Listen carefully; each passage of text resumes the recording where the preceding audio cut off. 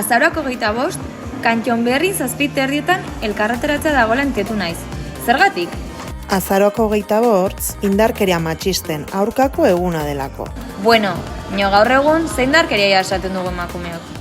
Egia da, oraindik eralketa kasu baten bat egon dela ditzen dela. Bino hauek kasu isolatuak dire. Kasu isolatuak? Indarkeria matxista egunerokotasunaren muineraino sartua dugu. Baldakizu indarkeria matxista identifikatzen?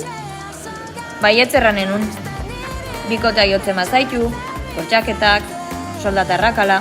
Bai, hala da. Hori dena indarkeria matxista da. Baina horiek kasu agerikoenak dira. Zure bikoteak norekin ibiltzen zaren kontrolatzea indarkeria matxista da. Besta zaudela mutil baten jarrerak deseroso sentiaraztea indarkeria matxista da. Zure hitz edo iritziak ingurukoenak baino gutxiago balio dutela sinestaraztea indarkeria matxista da. Bikoterik gabe planik egiteko aukerarik ez izatea indarkeria matxista da. WhatsApp taldeko txiste matxistak indarkeria dira.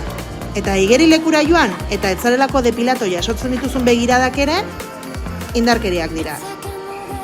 Besta zateri eta gurasoengandik txintxo ibilia hitzea eta nahiari ongi pasa erratea indarkeria matxista da.